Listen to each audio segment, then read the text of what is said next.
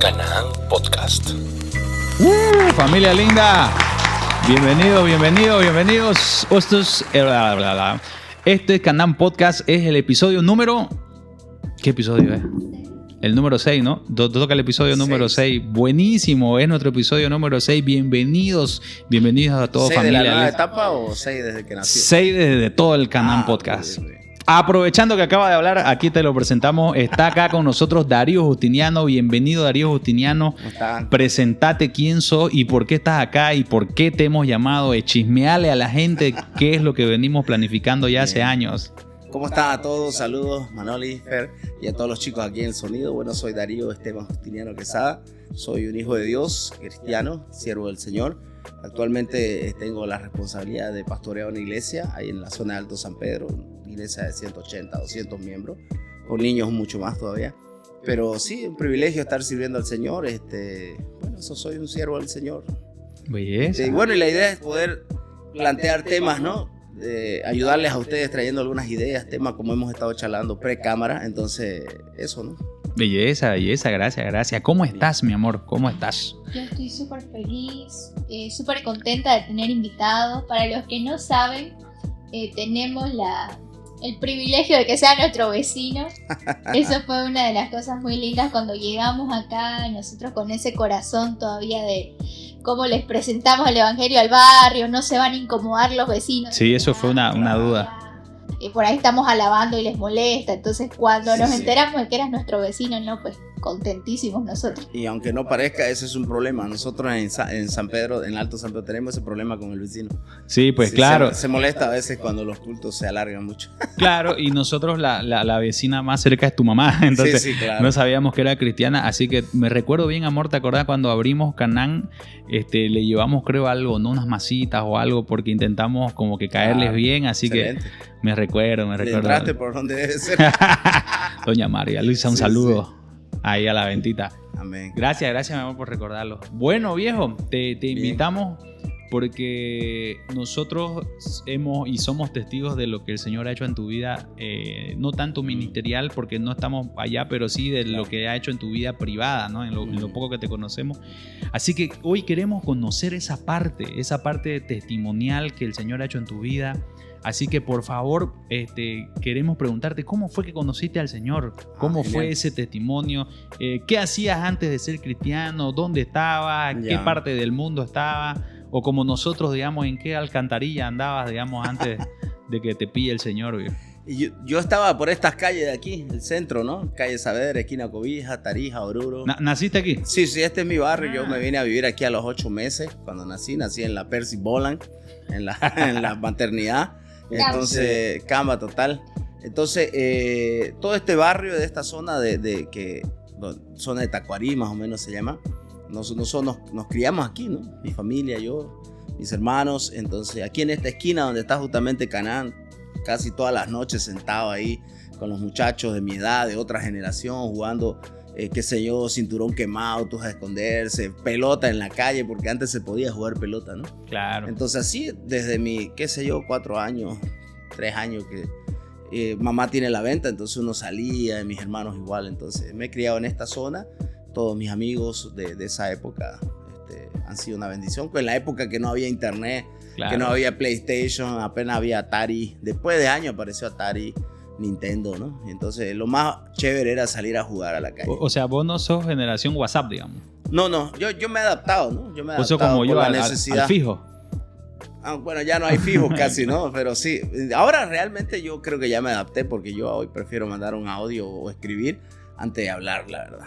Sí, ¿no? A veces a propósito no contesto porque prefiero mandar un audio. Oye, eso me pasa, igual prefiero mandar un audio que hablar, no sé por qué. Sí, yo también no entiendo, pero no sé, siento como que me pierdo el tiempo hablando y prefiero ser más rápido. Yo me voy al otro extremo, que prefiero escribir porque siento que en audio se me desordena las ideas. Claro. Sí, para mí es más cómodo mandar audio. Sí, yo también a veces escribo cuando no quiero que sepan en qué zona estoy o algo así. Y en esa época que estabas acá y jugabas, ¿vos ya eras cristiano? No, nosotros no fuimos una familia cristiana. Nosotros éramos una familia católica, sí, con santos adentro de la casa. Mamá era devota de San Silvestre. ¿no? Y de otros santos, tenía sus vírgenes también ahí. Nosotros asistíamos a la mansión, aquí a la iglesia de Don Bosco. Yo fui monaguillo aquí en Don Bosco. Wow. Fui y di mi primera comunión aquí en la Jesús Nazareno, en la iglesia de Jesús Nazareno. Entonces, todo cruceño ha dado su primera comunión en la Jesús Nazareno. Ajá, era típico. Entonces, sobre todo esta zona es mucho de la Jesús Nazareno. Entonces, pero también Don Bosco, íbamos a jugar pelota ahí. Conocimos a varios, al hermano Rosso, que es un típico, un ícono de la generación de nosotros, el hermano Rosso, que nos daba la 48, que era te daba en la cabeza pues, con la manango que tenía el italiano ese. Entonces, así crecí, ¿no? Y éramos católicos, la verdad. Mi mamá siempre muy creyente, criada desde chiquita, creyente católica. Y más cuando empezó a conocer la mansión, entonces en la mansión ella empezó a experimentar. Como es una iglesia católica carismática, creen en los dones del Espíritu Santo, en la liberación de demonios, sanidades, ¿no? Lo que otras iglesias no creen católicas, ¿no? Entonces ahí ya empezamos a tener conocimientos de la palabra del Señor. Entonces eso éramos católicos, pero luego a raíz de una amistad que mi mamá tuvo con un caballero, en realidad salía con él, ¿no? Una amistad especial que empezaron a tener. Él era cristiano, no era tan cristiano aparentemente porque quería enamorar con alguien que no era cristiana, pero todo usa el Señor para bien. Entonces ahí conocí a él y conocí a su hijo, Nelo Roca, un hombre de Dios, es músico. Entonces el señor Don Nelo me dijo, oye, te veo que vos tenés, porque yo soy hiperactivo, ¿no? Tengo TDAH. Entonces siempre estaba como tocando la batería en mis piernas y me decía, ¿te llama la atención? Mi hijo es baterista, me dice. Entonces, le voy a decir que te enseñe. Claro, le digo. Y resulta que a la otra semana aparece el hijo, lo conozco y me lleva a donde es mi iglesia actualmente, allá en Alto San Pedro, y empezamos me empieza a enseñar a tocar batería, ¿no? Y ya todos pensaban que yo era cristiano de antes porque llegué con Nelo y Nelo me decía hermano por la amistad que había con mi mamá y su papá. Entonces, bueno, pero ya me quedé, todos pensaban que yo era cristiano, estaba practicando, el pastor de aquella época, el pastor Rosendo Vaca, muy amable siempre. Creo que eso fue una de las cosas que me llamó mucho la atención del cristianismo, sobre todo de la iglesia, que él siendo el pastor era muy cercano, ¿no? No alguien de que te miraba de lejos, sino que él se venía y me decía, ¿cómo va? ¿Estás aprendiendo? Dale, metele, digamos, ¿no? No era que alguien así de lejos, que te miraba por encima del hombro, ¿no? Un hombre muy humilde. Pero qué importante lo que decís, porque creo que hoy en día se ha perdido un poco esto por el tema de que como las iglesias han crecido demasiado, ya esta relación pastor-oveja ahora es muy, muy difícil de encontrarla. Y mira cómo es, ¿no? Mira, te cautivó un pastor cercano, ¿no? Claro. Un pastor que huele a oveja, como se dice, ¿no? Totalmente, ¿no? Y él era un hombre de Dios tremendo. En aquella época era soltero y yo creo que él tenía mi edad más o menos que tengo yo actualmente y soltero. Y segundo año que yo estuve ahí, él se casó, pero era un hombre muy amigable. En los jóvenes arrastraba juventud. Esa iglesia, cuando él empezó a ser pastor de joven primero, me contaban de que reventaba de jóvenes, ¿no? Wow. Entonces, sí, él tenía mucho apego con los jóvenes y tenía mucho tacto, mucha amistad. Entonces, eso me llamó mucho la atención. Después de ese año, Nelo me dice, ¿qué vas a hacer para carnaval, no? Ay, más o menos los retiros de carnaval. En eso, transcurso de 6 meses. Yo, la verdad, quería saltar en comparsa. Mi primo, comparsero de siempre, entonces él me dice, ¿qué vas a hacer? Y yo, a pesar de que tenía 13 años, yo ya parecía de 18, porque siempre he sido alto, ¿no? Desde mis 10 años tenía una altura. Entonces me dice, ¿qué vas a hacer? ¿Te animas a saltar? Y yo, emocionado con carnaval aquí en Santa Cruz, ¿no? Entonces, ya aquí jugábamos en el barrio. Claro, tu calle se cierra, digamos, para carnaval. Claro, y antes era peor, te contó, te habían casas de espera, 2 o 3 casas de espera en esta misma calle, digamos, ¿no? Y las comparsas sí o sí pasaban por aquí por el tema de la plazuela calleja, ¿no? Así que era un centro de mucho carnaval. Entonces, nosotros a esa edad estábamos emocionados. Ese año él me dice, conseguiste $100. Me dice, yo te voy a hacer saltar. Me dice, vas a saltar en mi comparsa, los caprichosos. Y $100 era harto, ¿no? $100 era harto. Claro, era harto. Entonces yo empecé a juntar plata unos 2 meses antes. Entonces vendí mi Walkman, vendí lo que podía, ¿no? Tenía cosas, vendí, hice cosas para vender. Y no llegué, junté $60, me acuerdo, ¿no? Y no llegué y le dije a mi primo, no tengo miecha, primo, no se puede. Ya me animé. Entonces estaba la oferta de Nelo, que me dijo que iba a ir a un campamento para carnaval y me dijo, si querés ir, vamos. Entonces yo ya me acordé y dije, no me quería quedar, quería salir, entonces porque no estaba quedé desilusionado de no saltar, ¿no? Entonces, aunque ya estaba yendo a la iglesia, pero no estaba convertido, ¿no? Claro. Entonces voy al campamento. Yo siempre fui desde mis 10 años, desde mis 7 años Boy Scout. Entonces campamento para mí era Diversión. algo normal, diversión. Preferiría generalmente ir a un campamento. Entonces yo llegué y yo prácticamente lideré un grupo, no siendo cristiano, digamos, no era cristiano, el grupo rojo, me acuerdo. Me pusieron de co-líder con una chica, digamos, ¿no? ¿Tu primer campamento? En primer campamento sin ser cristiano con 14 años, 14, 13 años. Entonces, y fui líder. En la última noche del campamento, alguien predicó evangelístico y yo me acuerdo que ahí yo sentí la necesidad de recibir a Cristo. Yo pasé adelante, recibí a Cristo. Antes había escuchado el mensaje, pero no lo había aceptado, o no estaba seguro, o no me había conmovido tal vez, o no había sido entendido, no sé. Pero sí, yo esa noche recuerdo que fue la última noche del campamento, que fue que el Espíritu Santo habló a mi vida. Y el predicador, no me acuerdo muy bien quién era, creo que era Walter Rodríguez, que es un amigo mío hoy. Él invitó a pasar a los que habían recibido. Yo pasé y después muchos me preguntaron del grupo, ¿vos no eras cristiano? ¿Por qué pasa, no? Entonces, no, les conté, entonces se sorprendieron. Ya. Entonces, así llego a ser cristiano a mis 13, 14 años más o menos, y luego empiezo a asistir ahí a la iglesia de Alto San Pedro. La iglesia tiene un colegio hasta ahora, entonces yo pido a mi madre que me cambie de colegio, me meta ahí porque quería estar en un entorno cristiano. Wow. ¿No? Y sí, fue una lucha porque obviamente adolescente, todavía tenía muchas amistades no cristianas, entonces fue un proceso bastante largo el que me afirme realmente, ¿no? Sí fui cristiano, sí buscaba, sí luchaba con tener una relación con Jesucristo, pero algo que yo viví desde mi infancia fue la ausencia de mi padre, ¿no? Entonces mi papá, cuando yo tenía 6 años, se fue de la casa, se pelearon, yo no sabía por qué en aquel momento, pero yo me fui con él también, me acuerdo, él armó pilcha y nos fuimos. Luego ya de tiempo entendí que mi papá estaba jugándole mal a mamá, ¿no? Con su prima de mi mamá. Entonces fue un tema terrible. Entonces de los 6 años no sabía qué es tener padre en la casa. Él venía de vez en cuando. Entonces todo eso me generó en el corazón una ausencia grandísima, ¿no? Entonces cuando yo tenía más o menos esa edad justamente de convertirme, 12, 13 años, 11 años, recuerda, era alto, paraba con gente mayor siempre. Entonces yo empecé a sentir la soledad, sentir ese vacío, y ya empecé a tener delirios de suicidio, ¿no? Empezaba a pensar, ¿no? Que no me sentía bien, que no me sentía aceptado, que no me sentía amado, que no era quien yo quería ser de alguna manera. Entonces ya hasta lo había pensado, hasta lo había meditado. A veces nos discutíamos con mamá y yo la amenazaba y le decía, vamos a tirar de aquí del segundo piso, ¿no? Tanto que me molestan, digamos, ¿no?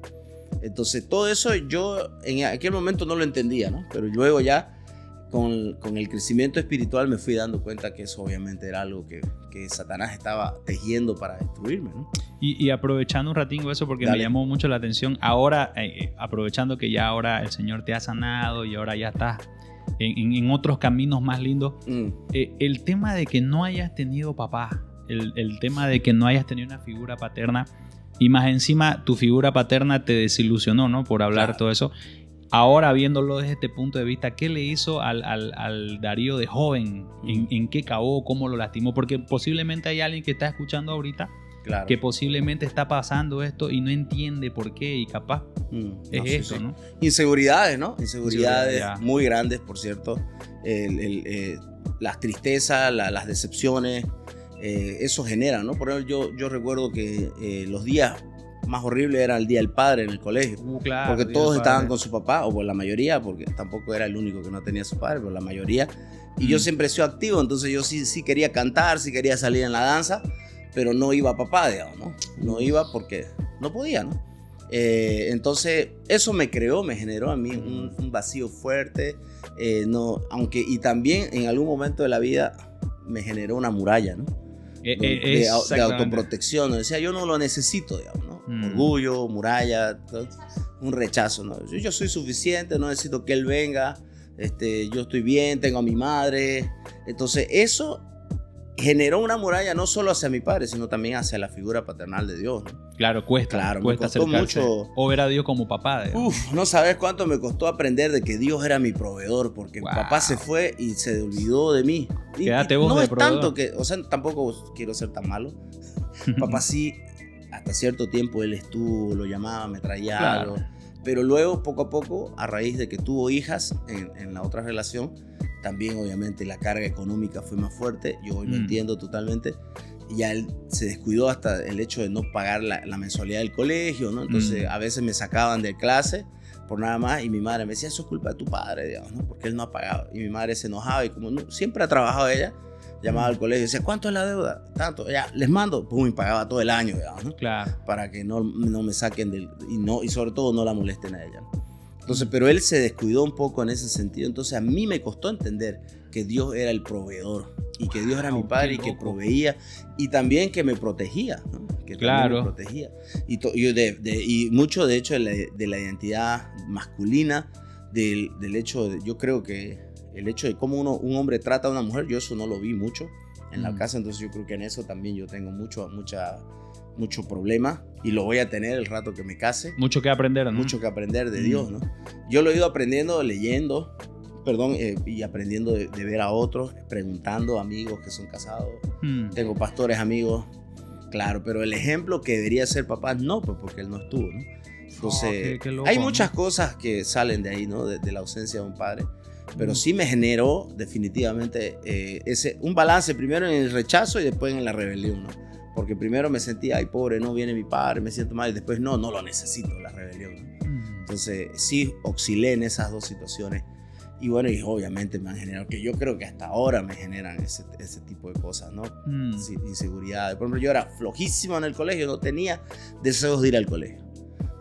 ¿Por qué? Porque la tristeza, el hecho de vivir, el hecho de no tener un papá presente, generaba en mí vergüenza incluso, ¿no? Después de haber pasado el día del padre, no querías ir al otro día. Entonces, aparte, cuando yo estaba en tercero básico, tercero más o menos, mi madre se pelea con mi padre en la puerta del colegio, digamos, ¿no? Por este tema de la ausencia.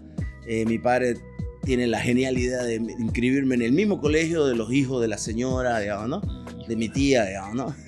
Entonces Claro, y justo el día de la madre y se encuentran y pues claro, generan problemas. Y tengo grabado acá como mamá le tira un piedrazo a su parabrisas del auto de mi padre y se lo rompe, digamos, ¿no? O sea, hace ese nivel. Todo eso lo viví yo, digamos, ¿no? O sea, y todo eso generó a mí el no querer ir al colegio, no querer hacer tarea, ¿no? O sea, mis patillas cambiaron 10,000 veces, digamos, porque me las arrancaban los profesores en esa época, ¿no? Nos castigaban, pues, ¿no? Entonces, pero ya obviamente eso ha sido superado gracias al Señor, gran parte yo creo, pero sí ha habido una situación, ¿no? Yo después cuando recibo sanidad del Señor es que yo adquiero el anhelo de estudiar, el anhelo de aprender, ¿no? ¿Y eso en qué edad pasa? Porque claro, ahorita ya estamos a los 14 años, conociste al Señor, empezaste una vida... Fue en un proceso, ¿no? Fue en un proceso caminando, sanando, porque la sanidad es un proceso, entonces fue en un proceso, fui conociendo la palabra de Dios y la verdad me fue haciendo libre. Entonces aprendí a perdonar, ¿no? Parte de la adolescencia y hasta que salí de promoción, mira, papá no fue a mi promoción, por ejemplo. Entonces, cuando le reclamé algo a él, me dijo, vos no me invitaste. Y yo le digo, pero usted es mi padre, le digo. O sea, usted no necesitaba ser invitado, usted tenía que llegar. Wow. Entonces, y también fue un poco de descuido de mí, ya pensándolo bien, ¿no? De no llamarle, decirle, papá, tal día no lo quiero ver, porque yo asumí de que él ya lo sabía. Entonces, pero también era por eso que no había una buena relación. Entonces generó de alguna manera inseguridades, problemas, rechazo y yo también hacia él, ¿no? Entonces hasta mis 18 años que fui al colegio estaba, entre comillas, bien, digamos, cristiano, pero con esas luchas todavía, con esos problemas. Luego de los 18, de los 19 más o menos hasta los 22 yo tengo un alejamiento de la iglesia. Ah, mira vos, te me alejaste. Separé de la iglesia, empecé a juntarme con amigos de los Boy Scouts que teníamos malas mañas, ¿no? Sobre todo con el tema del alcohol, que los fines de semana era fijo. Y yo creo que yo en algún momento llegué a ser un alcohólico, ¿no? Porque no había día que no sea un buen día para tomar. Claro. Para estar ahí con los amigos riendo, que eso es lo que a uno le llama la atención mucho, la aceptación, ¿no? La que no te dan en casa, la vas y buscas ahí, digamos, ¿no? La aceptación. Pero claro, el Espíritu Santo ya vivía en mí, entonces yo, por ejemplo, no quería estar solo en casa en esa época porque yo empezaba a sentir el Espíritu de Dios hablándome, ¿no? Yo no te he salvado para eso, yo te tengo para... Yo sentía literal eso, ¿no? La voz de Dios diciéndome, tengo planes para vos, ¿por qué estás viviendo así? Entonces yo ni bien sentía eso, me bajaba y me iba a buscar con quién charlar, a buscar a mis amigos, llamaba, oye, ¿estás en tu casa? Voy para allá, digamos, ¿no? Porque literal no quería escuchar a Dios, porque no quería volver a la iglesia porque tenía muchas heridas de antemano y asociaba cosas con Dios también de que era culpable, ¿no? De lo que había vivido. Entonces, pero increíble cómo Dios no dejó de hablarte, no dejó de buscarte. Nunca, gracias a Dios, ¿no? Gracias a Él porque es su misericordia y su gracia. Wow, mira. Entonces ya a mis 22 años, yo decido ya parar con ese tema. Desde mis 19 más o menos yo empecé a trabajar en los boliches como seguridad porque fui judoka. Y aparte claro, de Fandango, ¿no? Fui judoka muchos años, desde mis 19 practiqué, campeón nacional en algún momento de judo, viajé mucho a nivel nacional, clasifiqué en algunos campeonatos internacionales, pero por tema económico no viajé. Pero sí logré trabajar en algunos boliches que en esa época estaban de moda. Y estando en uno de esos boliches yo sentí el Espíritu Santo después de una pelea terrible que hubieron, que varios de mis amigos le rompieron mesa, le rompieron silla y botellazo. Fue una buena pelea. Yo estaba parado otra vez en mi lugar después que calmamos todo y yo sentí literal la voz de Dios, no te vuelvo a proteger. Si no sales de este mundo, no te vuelvo a proteger. Porque yo fui el único que creo que no recibí nada. En esa noche, ¿no? Porque otras noches me mordieron o me tiraron un puñete. Claro, pero esa noche que fue la peor, no, yo fui el que salió ileso. Entonces, pero yo sentí la voz de Dios. Ese día no volví más al boliche. Y me llamaban porque no fui ni a cobrar, digamos, de lo del mes, digamos, porque no quería saber. Entonces empiezo a volver a la iglesia, empiezo a buscar a amigos, empecé a buscar a los pastores, a buscar, ¿no? Regresar a la iglesia y gracias al Señor hubo brazos abiertos, ¿no? Para recibir. Entonces vuelvo a la iglesia, empiezo a ser restaurado. ¿A la misma iglesia? A la misma iglesia. Mira, porque muy lindo lo que nos contabas, ¿no? De ese pastor, se ve que es una iglesia y muy ya no bonita. estaba ya el pastor, ¿no? Ahí no estaba. Ya no estaba otra persona. Estaba otro pastor, estaba ahí, pero aún así fue muy receptivo, estaban los amigos, gente entonces que me conocía y fue un proceso también, que también fue un proceso difícil también, ¿no? Porque yo seguía con las malas mañas de repente que costaba dejar, pero sí, empecé a ser firme y en la lucha de eso, de querer verdaderamente cambiar, yo me di cuenta que necesitaba más de Dios, ¿no? Necesitaba más y que el día a día que vivía no lo estaba pudiendo conseguir por alguna razón. Entonces alguien me habla por ahí, un amigo de una organización que se llama Juventud con una Misión, Jucú, y me dice, ¿sería bueno que vos vas? Y yo decía, no, porque no tengo plata para ir a Brasil. Pensaba que solo en Brasil había. Y justo en ese transcurso que yo estaba empezando a sentir el llamado para ir a preparar o tener ese tiempo con Jucú, llega un equipo de Brasil acá, yo alojo aquí en la casa a 2 brasileros. El conversar con ellos, mucho más jovencitos que yo, quizás unos 3 años menos que yo, pero gente ya que había vivido una experiencia con Dios diferente a la que yo había vivido. Entonces eso me motivó. Entonces cuando ellos se van, yo quedo muy motivado y le digo a mamá, voy a parar mi universidad, porque estaba estudiando marketing y publicidad. Yo terminé el nivel técnico superior y me faltaba año y medio para la licenciatura, ¿no? Pero la paré. Dije, voy a ir 6 meses y vuelvo, ¿no? Porque la idea era ir y sanar y crecer y después volver, ¿no? Pero cuando yo estaba allá, Dios me dijo, no, yo siempre te llamé para estar acá. Así que, wow. Entonces dije, voy a dejar lo que estoy haciendo para dedicarme a lo que siempre yo fui llamado, ¿no? Yo tenía un llamado de Dios. El colegio donde yo estudié, el colegio cristiano, el colegio de mi iglesia, y siempre orábamos los cristianos por los que no eran cristianos, ¿no? Claro. Y me recuerdo que uno de los últimos cultos de mi promoción, nos juntamos a orar con el pastor Samuel Tosubé y yo vi una visión. Me vi a mí predicando a jóvenes, pero eran muchos, digamos, ¿no? Yo nunca había predicado más de dirigir alabanza ahí en el colegio y a veces en la iglesia, empezando a dirigir. Y le digo al pastor, mira, vi esto, y me dice, eso es una visión de llamado.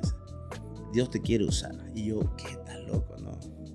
Yo estoy bien, yo voy a ir a estudiar a la universidad, voy a estudiar una carrera, quiero trabajar y sí, voy a aportar como cristiano, pero no creo que vaya a ser pastor. De hecho, luché todo ese año, toda la mitad de ese año para y parte del siguiente, del 98 y 99, porque yo sabía que me tenía que ir al seminario teológico, pero luché y al final no obedecí y me metí a estudiar marketing, ¿no?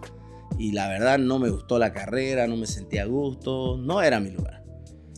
Entonces, y claro, y fueron justo esa etapa donde me alejé de la iglesia también, ¿no? Entonces, pero ya cuando vuelvo, ya decidí escuchar a Dios y hacer lo que Él verdaderamente. Entonces empecé a buscar este lugar que ya me habían hablado y ahí me entero de que Jucún había vivido en Bolivia. Justamente un amigo había ido recién, me junto con él y él me dice, no, te animo a que tengas este tiempo ahí. Entonces paré la universidad y me fui, pero me quedé 13 años de mi vida con ellos. O sea que podríamos decir que en Jucún fue tu comienzo de tu vida ministerial. Sí, ahí fue mi reafirmación espiritual, mi reafirmación espiritual y sanidad, porque fue realmente donde recibí mucha más sanidad espiritual a través de la palabra del Señor.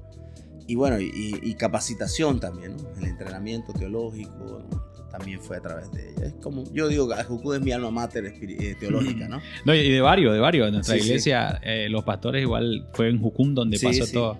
Se conocieron en Jucún, que se llama Jorge Eduardo y Vivi. Capaz lo ubicaba. Claro. Nuestros pastorazos. ¿No? Hablamos de todo esto de tu papá, pero por otro lado, el momento en el que conoces al Señor, ¿qué dice tu mamá? Porque era un hogar tradicional católico, ¿no? Entonces, ¿qué pasa ahí? ¿Qué pasa en el momento en el que decís, no sé, llegas del campamento y mamá conocía al Señor, digamos, ¿no? Y en el momento en el que decís, mamá, voy a dejar de estudiar y quiero ser pastor, o sea, ¿cómo reacciona en ese sentido? Bueno, fueron años bien alejados, ¿no? Cuando yo conocí al Señor en el campamento, yo tenía 14 años aproximadamente. Entonces, yo llego y le digo a mi madre que voy a ser cristiano, ¿no? Y que me quiero bautizar. Y mi madre me dice, no, espera un rato, me dice, ¿no? Porque ella todavía estaba con la influencia. Venía una tía que era más católica que el cura y la visitaba y estaba... Y todos tenemos esa tía, que viene. Entonces venía la tía Elvi, que murió hace unos años ya atrás. Hoy su hijo es pastor. Ella debe estar en el purgatorio. Tira. Entonces, ella venía y le decía, mamá, no creas esas cosas, ¿no? Que son cosas, siempre hablando mal. Entonces, un día ella viene y me quiere hablar a mí, ¿no? Y yo, adolescente, rebelde, le digo, no, tía, gracias. Yo ya tomé mi decisión. Yo voy a ser cristiano, yo a esa iglesia donde voy a ir. Y ella me dice, no, muchacho, vos no sabes lo que estás haciendo. Y yo le digo, gracias, tía, pero eso es lo que quiero. Entonces, al final, ni la quise escuchar mucho, me subí para arriba y solo escuché que renegó un rato y bueno, ya después, al año que yo me convierto, mamá empieza a buscar del Señor. Empieza a ir a una iglesia diferente a la mía. Ella vivió su proceso también. Hay un proceso de milagro, de sanidad. Ella tenía asma desde niña y bueno, no lamentable, digo, maravillosamente Dios la sana, ¿no? A través de un proceso donde ella oraba y tomaba unos medicamentos y ella siente que Dios tuvo una participación y dejó de tener problemas con el asma hasta hoy, ¿no? Que tiene 70 y tantos años. Entonces, y el Señor hizo, entonces ella vio al poder de Dios, entonces empezó a buscar una iglesia para poder vivir. Empezó a ir a una iglesia de las Asambleas de Dios ahí en la calle Charca, y de ahí ella se quedó ahí, ¿no? Años estuvo ahí. Luego ya esa iglesia se movió y alguien la invitó a ir a Horacio Río, a la iglesia Casa de Oración, y se fue para allá, ¿no? Pero siempre estuvimos en iglesias diferentes, ¿no? Pero mamá es muy independiente, mamá. Ella quiere hacer su propia vida, no quiere... hoy porque yo pastoreo la iglesia, ella va y nos visita, está ahí, pero no es que ella quiere ser miembro de la iglesia, ¿no? Ella quiere tener su independencia ahí sola. Pero y la dejamos porque está bien. Bueno, en verdad es miembro de la iglesia de Cristo, digamos, claro, ¿no? Entonces, totalmente. Oye, ¿sabes qué? No sé si te pasa, pero mi mamá ahora, ¿no? Porque yo viví un poco parecido a vos el tema de cómo le decimos a nuestros papás que ahora somos cristianos porque todos han nacido en el catolicismo, que de niños nos enseñaron a todos y bueno, a cierta edad uno ya pone a prueba, ¿no? O uno ya quiere conocer. No sé si te pasa que a mí igual mi mamá se convierte, ahora mi mamá es cristiana, pero ahora yo soy como que el orgullo de mi mamá, no sé si te pasa. Me pasa. Que mi mamá igual la escucha hablar, no, mi hijo es pastor de ahora, o mi hijo está haciendo... ¿Te pasa? Porque sentí totalmente, que... ¿no totalmente. Somos claro. Yo soy el hijo menor de mi madre. Yo soy el menor, pero yo soy como la autoridad espiritual, moral. Entonces ella me manda a hablar con mi hermana que es mayor, me manda a hablar con mi hermano que es mayor, digamos, ¿no? A que los reflexione, a que ore por ellos, ¿no? Entonces, claro, obviamente. Y ella hoy, al principio, ella no estaba muy de acuerdo que yo me dedique a la fe, a ser pastor o ser siervo de Dios, ¿no? Claro. Nunca pensé ser pastor, por cierto. Quería solo servir al Señor en lo que Él vea, pero no como pastor. De hecho, alguien me decía, vos vas a ser el pastor de esta iglesia. Yo no creo, yo quiero irme para el norte de África, quiero irme a Europa a predicar. Yo en algún momento pensé que quería ser misionero, ¿no? O que Dios me veía, pero y todavía de todas maneras no dejo esa situación. Claro. Al final hay todos veces somos misioneros. Hay mañanas que me levanto y quiero dejar todo, irme al norte de África, ¿no? Es que a trabajar con musulmanes. Es que tenés pues Jucum también metido. Claro, definitivamente. Los jucumeros son así. Y de hecho, esto me pasa 1 o 2 veces al año que estoy orando al Señor. Quiero irme. Y Él dice, no. Entonces, toca obedecer. Ya van casi unos 10 años en esa situación que salí de Jucum. Sí, 10 años. Y que estoy con esa situación pero bueno, ya entendí, así que a veces oro mucho menos por eso y que en el momento que se va a dar, ¿no? Entonces, pero gracias a Dios nuestra iglesia es misionera. Yo participé mucho en la formación de unas bases misioneras con la iglesia. Entonces tenemos misioneros en Medio Oriente, tenemos misioneros en varios lugares. Entonces me gozo yo en hoy pastorear a ellos, llamarles, preguntarles cómo están, qué podemos hacer por vos, qué sé yo, movilizar las actividades para recaudar fondos para ellos, ¿no? Porque hay muchas finanzas que se levantan. Entonces eso es mi gozo, de poder entender qué es lo que ellos están haciendo y en vez de ser un clavo para ellos soy un remo, ¿no? Un ancla soy un remo, ¿no? Que eso es lo que pasa en muchas iglesias. El pastor muchas veces o es la clave o es el clavo, ¿no? Claro, frena las misiones. Frena. De hecho, en misiones dicen que hay una tribu no alcanzada, se llaman Panoa. Ya. Pastores no alcanzados. ¿Qué ibas a decir? No, te iba a preguntar, recibiste una visión con los jóvenes. Sí, predicando. Y ese amor por los jóvenes me imagino que queda en tu corazón. Sí, entonces, claro. Al día de hoy como pastor, ¿cuál es ese punto de vista con los jóvenes? ¿Cuál es ese llamado especial con los jóvenes? ¿O cómo se maneja el ministerio juvenil dentro de tu iglesia? Yo te cuento que esa visión yo la vi ya realizada en Perú, en una iglesia en Arequipa, Perú, que estuvimos, en una iglesia grande, donde nosotros estuvimos como jucumeros visitando, apoyando la iglesia en proyectos evangelísticos, y el pastor me dice, ¿quiere predicar el sábado? Claro, le digo, no hay problema. Y yo no sabía qué tan grande era la iglesia realmente, y cuando vi la iglesia juvenil era una iglesia muy grande, habían yo creo que unos 1,500 jóvenes. Tenían un evento ellos también, entonces eso hizo que sea más grande. Entonces yo recordé la visión que fue justo ese momento, ¿no? Wow, entonces fue ese momento y dije yo, gracias Señor. Y de ahí obviamente hasta hoy yo trabajo con los jóvenes, no suelto a los jóvenes en la iglesia, estoy siempre involucrado con ellos, estoy siempre moviendo actividades para que ellos experimenten qué es evangelizar, qué es ganar alma, ¿no? De hecho mis ministerios en la iglesia por año ha sido el evangelismo y los jóvenes, ¿no? Entonces, y ellos son la fuerza de la iglesia, entonces siempre estoy con ellos tratando de cuidar de sus vidas, tratando de motivarlos, animarlos, ¿no? Entonces hasta hoy estoy soltando un poquito, pero sigo todavía involucrado con ellos, ¿no? Y generando ideas, generando proyectos donde ellos puedan estar involucrados. Tengo una pregunta, pero es bien picante. Ya. Es bien picante y Dale. sé que va a ser muy, muy bueno. Va a rozar si se podría decir así, la controversia. Ya. Pero pienso que va a ser muy enriquecedor por el hecho de que hoy en día en nuestra iglesia tenemos muchos jóvenes solteros arriba de los 35, 40 años y muchos de ellos hacen ministerios maravillosos. Pero algunas iglesias chocan con este tema de que si alguien va a pastorear tiene que ser casado, Claro. O requisitos que dicen, ¿no? La Biblia respecto a eso. ¿Cómo fue para vos esta experiencia? Y seguro que mucha gente va a levantar aquí las orejas de desarrollar un ministerio pastoral siendo soltero. ¿Cuáles fueron los contras? ¿Qué tuviste que bregar? ¿Por ahí chocaste con algo? ¿Cómo fue eso? Contame. No, claro, es que el tradicionalismo, ¿no? El tradicionalismo de las iglesias es muy común. Interpretan que el pastor debe ser casado, ¿no? Ya. Entonces sí, definitivamente choqué con esa situación, pero mi asociación de iglesia a la que pertenezco No tienen problema. No tienen problema. Bien, Ellos, de hecho, vinieron y dijeron no tiene ningún problema, claro, que él sea soltero, ¿no? Interpretan de la manera correcta el versículo de Timoteo y de Tito, ¿no? Que es marido de una sola mujer, que eso en realidad está relacionado a aquel que se ha casado, ¿no? Sí. Y se interpreta que personajes bíblicos que fueron usados por Dios eran solteros, ¿no? Pablo, que no soltero, pero viudo, generalmente. Sí. Y Timoteo también, ¿no? Y muy posiblemente Tito también, ¿no? Eran solteros. Claro, porque puede haber alguien ahorita, por ejemplo, estoy pensando en esto de que por ahí tiene este llamado, posiblemente pastorea a personas, Claro. pero choca con esto quizás en una iglesia de que le dicen, pucha, pero acá no se puede por eso, y es muy Claro. probable que él esté perdiéndose de desarrollar este ministerio bonito quizás por una, como decimos, una mala interpretación. Definitivamente hay muchos jóvenes que han sido claustrados, ¿no? De que no puedes ser pastor porque no sos casado, ¿no? Por una interpretación bíblica errada, ¿no? Pero yo conozco a un pastor amigo que es soltero y tiene una de las iglesias más grandes aquí en Santa Cruz, ¿no? Y es un tipo soltero hasta ahora y es mayor que yo incluso.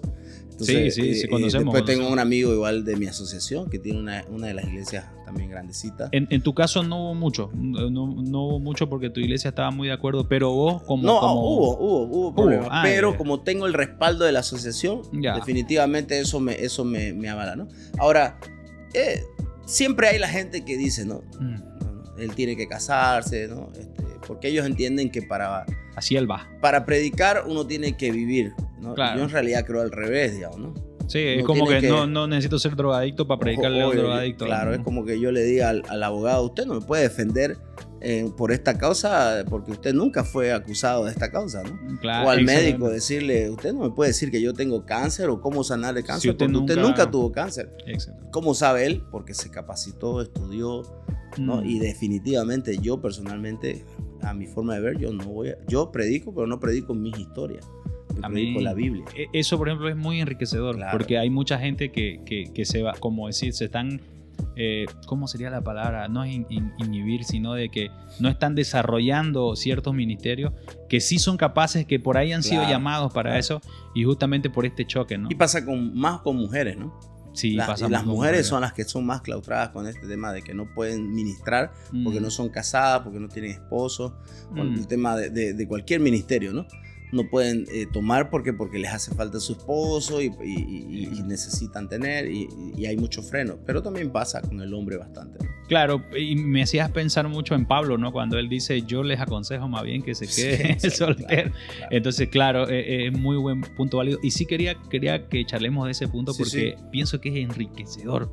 Sí, definitivamente yo animo a las personas que están en el ministerio y hoy todavía no se han casado, no se frustren, no se sientan mal. Buenísimo. Ánimo para adelante, que el Señor tiene la respuesta de la persona que va a venir. Nosotros los que somos llamados al ministerio pastoral, ser siervo, tenemos una responsabilidad mayor al escoger una persona. Belleza. Porque esa persona puede ser una persona que te suma o puede ser una persona que te resta, seas hombre o mujer. Te casás con alguien que no tiene tu misma visión ministerial y te va a arrastrar. Te va a arrastrar y te va a sacar del ministerio. Lamentablemente eso es así. Sí, ¿no? Sí, yo he visto eso, hermano. Me faltan los dedos del pie y de la mano contando a hombres y mujeres que lamentablemente por apurarse han tomado una mala decisión. Hoy ni cristianos algunos son. Conocemos algunos, ¿no? Entonces sí, por eso aquellos que están mirando y dicen, yo tengo llamado pero no soy casado, no soy casada y eso me limita, bueno, metele para adelante. Hay un montón de ministerios para hacer que no necesitas ser casado y bueno, si te prohíben ser pastor, pues bueno, pastorear desde tu influencia con jóvenes, con Buenísimo, adolescentes. claro que ¿no? sí. John Maxwell dice eso, ¿no? El liderazgo es influencia, el liderazgo no es una Mm. posición que te dan, es lo que vos influencias con tu vida. Entonces, donde vos podás influenciar, eso te hace ya un ministerio. ¿no? Y si él te ha llamado, él te va a moverlo, él va a mover las fichas para que vos seas usado, ¿no? Hay que tener paciencia también, ¿no? Es un tema de paciencia, de sometimiento a la autoridad y no tratar de tomarlo, bueno, no es de ahora, pero hace mucho tiempo yo tuve problemas con eso, entonces tuve paciencia, no me rebelé, no me enojé, seguí trabajando en las áreas que se me permitía trabajar como soltero y fui una influencia fuerte, o sea, la gente se dio cuenta, ¿no? El pastor Darío mueve a la gente, ¿no? Hace actividades, mueve a la iglesia completa, entonces obviamente al final y al cabo la visión claustradora murió, pues, ¿no? Al ver que hay una persona que lo hace bien, que está moviéndose y que logra meta. Claro, al final también sería un poco encasillar en que si alguien va a desarrollar bien su ministerio, tiene que estar casado, como que le da énfasis a ese punto, y no es así. El que da el poder es el Señor, Él es el que hace la visión, o sea, y usa al que Él quiere, digamos, ¿no? Al final. Claro, definitivamente son malas interpretaciones bíblicas, ¿no? De realmente que es una persona.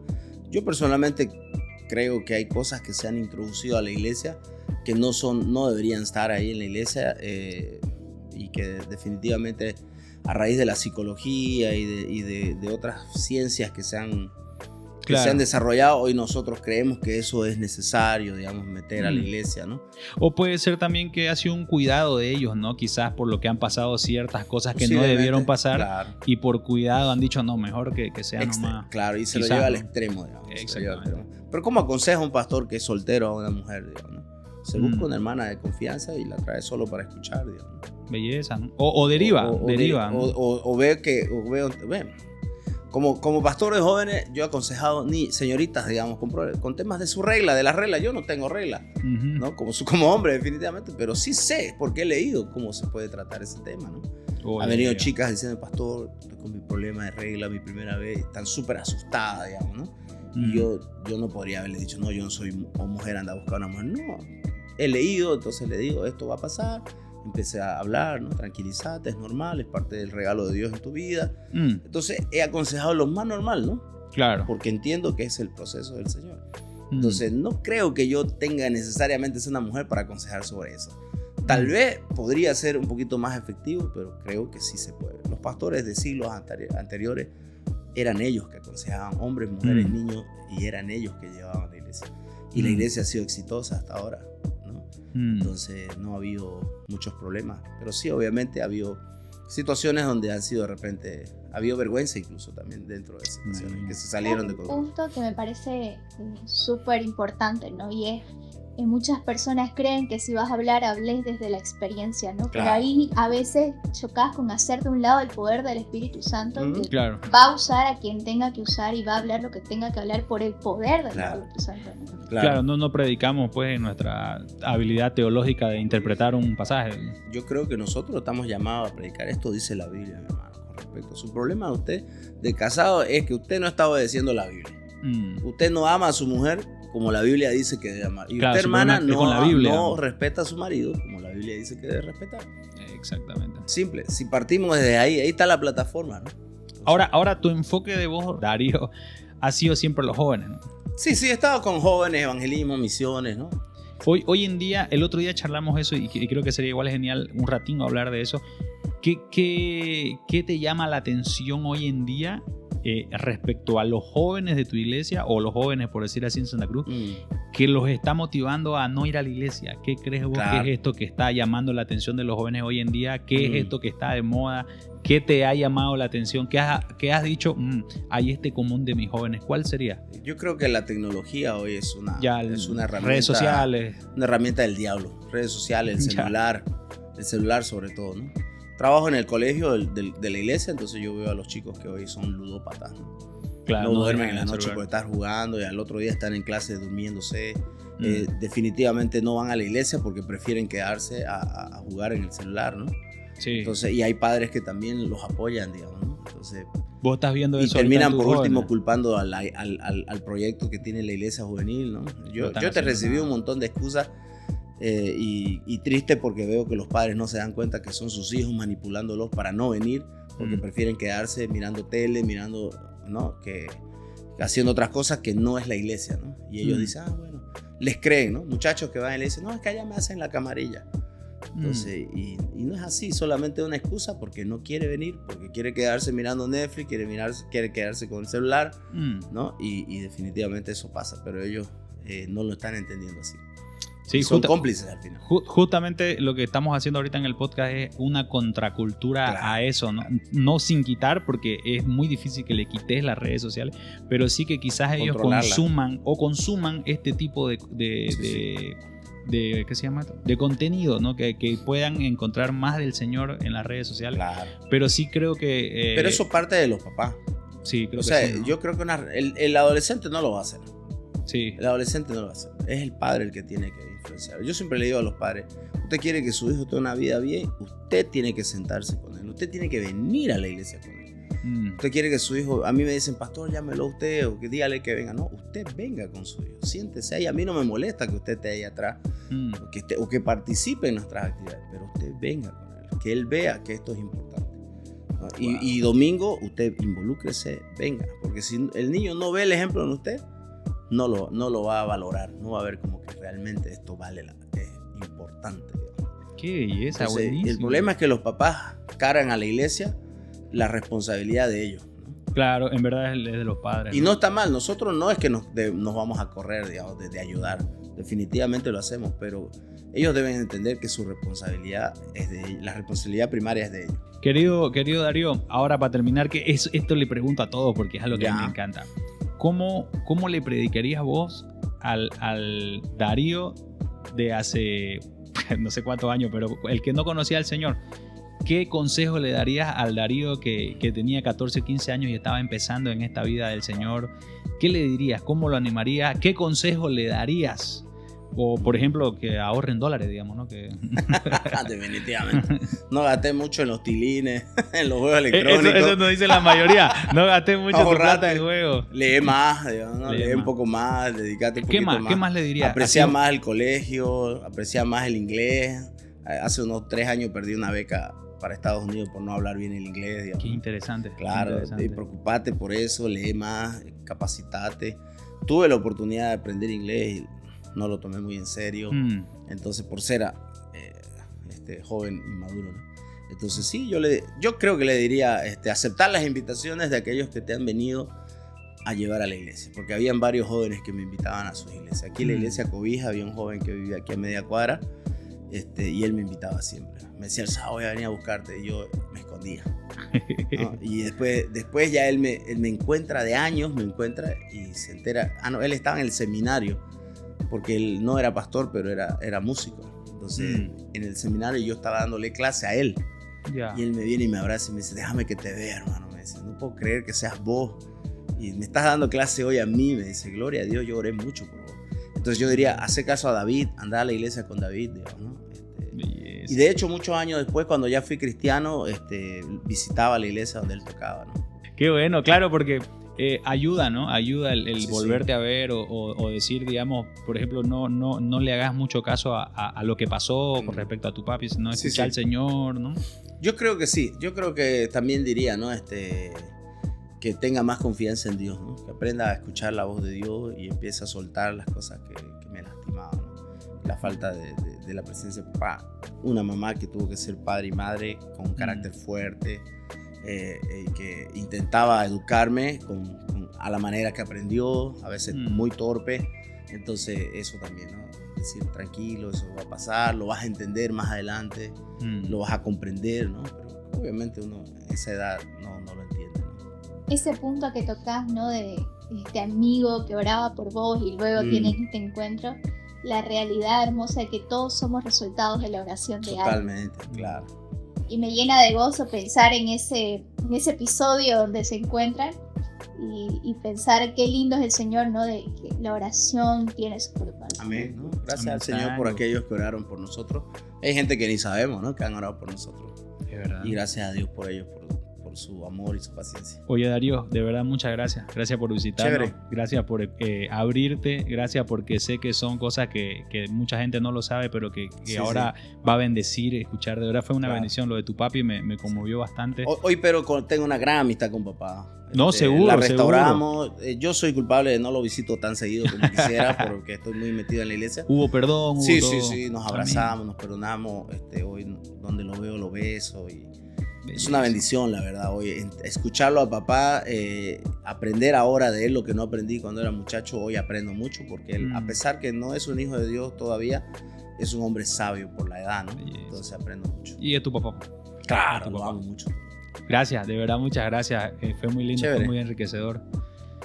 Bueno, fue familia linda. Como todo buen podcast cristiano, nosotros siempre nos despedimos orando. Amén. Así que te voy a pedir, por favor, querido Darío, que termines orando. Antes de orar, familia linda, les animamos que se suscriban, por favor, puedan suscribirse a las diferentes redes sociales que tenemos. Estamos en el TikTok, estamos en Instagram.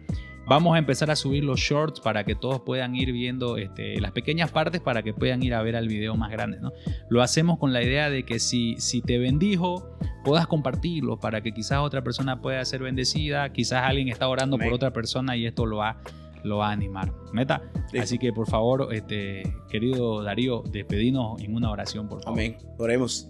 Padre Celestial, queremos darte gracias por este tiempo, Señor, de poder conversar y de hablar estas cosas que son tan maravillosas, Señor, porque en todo momento, aún en los malos, tú has estado, Señor. En algunos momentos llorando con nosotros, en algunos momentos cargándonos, Señor, para que seamos librados del mal, y en otros momentos también generándonos gozo, alegría, Señor. Pero siempre tú has estado ahí, Señor. Gracias, Padre, por este espacio, Señor. Bendice a este grupo precioso de personas que están soñando con hacer algo que genere una transformación en la generación, que sea un grano de arena para que muchos puedan salir de las tinieblas, Señor, y venir a la luz admirable, Señor. Gracias, Padre amado. Bendice este tiempo, bendice este lugar, la iglesia, Señor, que está con la visión, Señor. Y así te pedimos, Señor, en el nombre de Cristo Jesús. Amén y amén. Amén, amén. Bueno, Amén. pues familia, Chévere. que el Señor me lo bendiga. Gracias, muchas gracias por un nuevo episodio. Se viene más. Así que atentos y gracias. Chao familia. Chao.